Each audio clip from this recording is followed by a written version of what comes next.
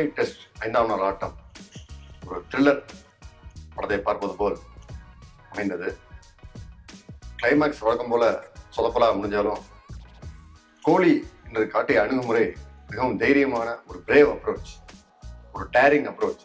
Australia மாதிரி டீமுக்கு எதிராக இந்த மாதிரி ஆடினாதான் அவங்களுக்கு ஏதாவது நாம நிரூபிக்க முடியும். சும்மா வழக்கம் போல டிராவுக்கு ஆடுறது அப்படிங்கும் போது ஆஸ்திரேலியா கை ஓங்கும். எப்பவுமே டிராவுக்கு ஆடக்கூடாது, முதல்ல இருந்தே வின்னுக்கு தான் ஆடணுங்கிற முடிவோட அவர் ஆடினது தெரிய வந்தது. 4 நாள் நல்லா ஒழுங்கா பண்ணிட்டு அம்பையர் சேர்ந்து இன்னைக்கு நிறைய தவறு செஞ்சாங்க. 2 டீமுக்குமே அதனால பாதிப்பு இருந்தது.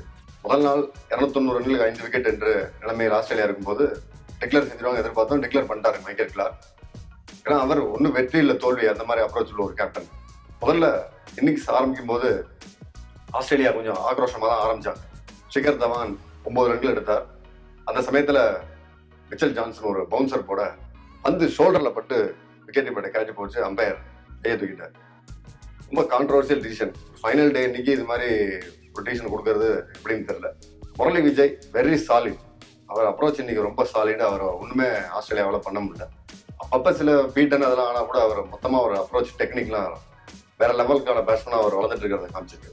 நேதன் லயன் இன்னைக்கு என்னன்னு பாத்தீங்கன்னா ஒரு ஸ்பாட், இந்த இடத்துல ஆஸ்பினரோட நேச்சுரல் ஸ்பாட். அது அந்த இடத்துல ஆஸ்பினர் இப்படி போட்டாங்கன்னா அங்கதான் பிச் ஆகும். ஆனா அந்த இடத்துல தான் வினையே இருந்தது இந்தியாவுக்கு. முழுக்க ஃப்ரண்ட் ஃபுட்ல போய் ஆடினாலும் பந்து முன்னாடி பிச் ஆகி ஃபாரஸ்ட் ட்ராக்ல கேட்ச் ஆகிடும். பேக் ஃபுட்ல போய் ஆடினா ஒண்ணு பந்து எகிரும் அல்லது லோ ஆகிடும். அந்த ஸ்பாட் ரொம்ப டேஞ்சரஸான ஸ்பாட்டா இருந்து நேதன் லயன் அது இன்னைக்கு நல்லா எக்ஸ்பிளைன் பண்ணாரு. அவருக்கு முரளிதரன் நிறைய இதை பத்தி இந்த ஸ்பாட்டை யூஸ் பண்றது சொல்லி கொடுத்துருக்காரு. ரீசெண்டா முரளிதரன் ஆஸ்திரேலியாவோட பவுலிங் கன்சல்டன்டா ஒர்க் பண்ணதுனால நேதன் லயன் நிறைய அவர்கிட்ட பயனடைஞ்சாருன்னு தெரியுது. அப்புறம் கோலி இன்னைக்கு ஆடின சில cover drives unbelief. Sachin Tendulkar, ராகுல் டிராவிடுக்கு அப்புறம் இந்த மாதிரி கவர் டிரைவ் இன்னைக்கு பார்த்துருக்கோம். ரிக்கி பாண்டிங் அந்த மாதிரி ஓவருக்கு 2 பவுண்டரி ஒரு பவுண்டரி வந்துட்டே இருந்தது.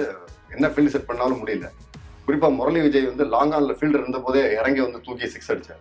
கோலி செஞ்சுரி அடிச்ச அப்புறம் சரி அடுத்து விஜய் தான் அடிக்க போறான்னு நினைக்கும் போது நேதன் லயன் வீசின ஒரு 70வது ஓவர்ல தான் அந்த திருப்பு முனை அமைந்தது.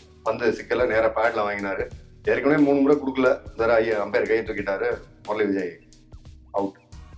பெரிய செட்பேக்கா பிடிச்சது.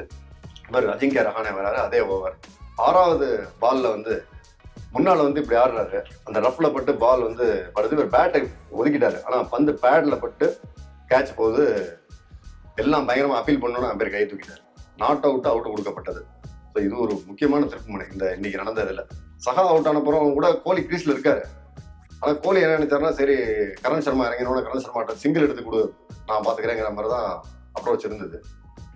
ஆனா அது ஒரு சமயத்துல 140 ரன்கள் எடுத்த போது அவர் நேதன் லயன் ஒரு பயங்கரமான புல் ஷாட் ஆடுங்க.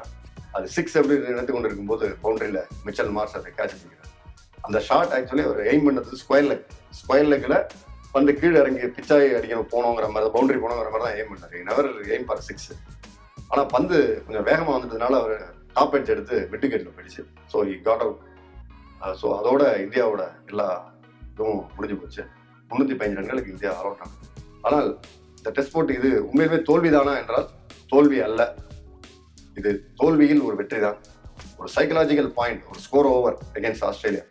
ஆஸ்திரேலியன் மைண்ட் செட்டுக்கு இனிமேல் அடுத்த மேட்ச் இந்தியா ஜெயிக்க தான் ஆடுங்கிற ஒரு மைண்ட் செட்டை உருவாக்கி இருக்காரு விராட் கோலி. அப்போ incredible captaincy and incredible batting and he shows his leadership capability and a clear message to the world. Captaincy அந்த கேப்டன்சில பேட்டிங் எப்படி, ஃபைனல் டே அப்ரோச் எப்படி அப்படிங்கிறது ஒரு கிளியர் மெசேஜ் அவர் இன்னைக்கு உலகத்துக்கு அறிவிச்சிருக்காரு தான் சொல்லணும். இந்த டெஸ்ட்ல கோலி இந்த மாதிரி ஒரு அப்ரோச் காமிச்சதுனால அடுத்ததா தோனி வரும்போது நிச்சயமா தோனிக்கு ஒரு ப்ரெஷர் இருக்கும். தோனி இது மாதிரி பழக்கம் இல்லை. அவர் ஏற்கனவே வெஸ்ட் இண்டீஸ்ல ஒரு தடவை 14 ஓவர்ல 78 80 அடிக்கும் போது வேணாம் சேஸ் பண்ண வேணாம் அப்படின்னு சொல்லிட்டு முடிவு எடுத்தது ரொம்ப விமர்சனத்துக்கு உள்ளானது. இப்ப இனிமே இந்த புது வகையான இந்த நியூ இயரா of Indian cricket, new young blood இனிமே அந்த மாதிரி அப்ரோச்சுக்கு இடம் கொடுக்காதுங்கிறதா கோலி இப்ப அறிவிச்சிருக்காரு. ஸோ மொத்தத்துல இந்த டெஸ்ட் சீரீஸ்க்கு ஒரு அருமையான ஆரம்பத்தை விராட் கோலி கொடுத்திருக்காரு. பிரிஸ்பேன்ல அடுத்த டெஸ்ட் தொடங்குது. பார்ப்போம்.